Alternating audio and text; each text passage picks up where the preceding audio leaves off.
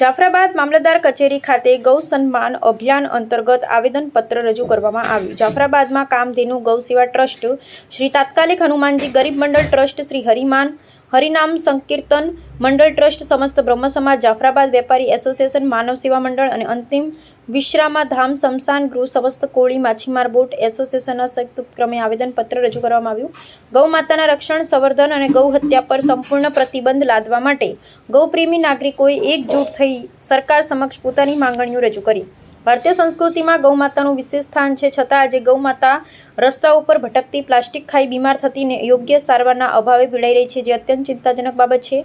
આવેદનપત્રમાં મુખ્ય માંગણીઓ તરીકે સમગ્ર દેશમાં ગૌ હત્યા બંધ કરવી, ગૌ માતાને રાષ્ટ્રમાતાનો દરજ્જો આપવો, જાફરાબાદ તાલુકામાં ગૌશાળા, ગૌ અભયારણ્ય ઊભું કરવું, ભટકતી ગાયો માટે આશ્રય, ખોરાક અને સારવારની યોગ્ય વ્યવસ્થા કરવી તથા ગૌ આધારિત ઉદ્યોગને પ્રોત્સાહન આપવાની માંગ કરવામાં આવી છે। રિપોર્ટર ફારૂક બિલખિયા, અમરેલી। દુર્દશા થઈ રહી છે ગૌ માતા અને ગૌવંશ એમને પોતાને પેટનું ગુજરાન કરવા માટે વારંવાર બધી જગ્યાએ ભટકવું પડે છે। આપણે કહીએ તો ગૌ માતાનું સ્થાન આજની તારીખમાં ક્યાં તો ઉકરડો, જ્યાં હોય ત્યાં જે તે ઉકરડામાં ગૌ માતાને જે તે ખાઈને પોતાનો પેટ ગુજારો કરવો પડે છે। ખૂબ જ દયનીય પરિસ્થિતિ ગૌ માતાની છે।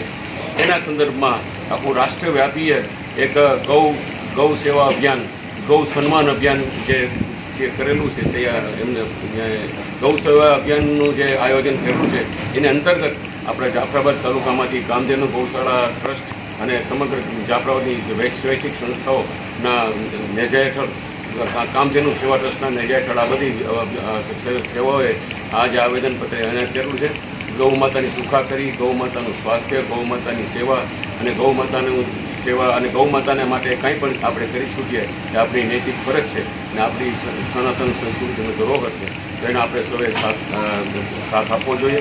અને એના માટે અમે સરકારશ્રીને વિનંતી કરવા માટે આવેદનપત્ર આપવા માટે આવેલા છીએ।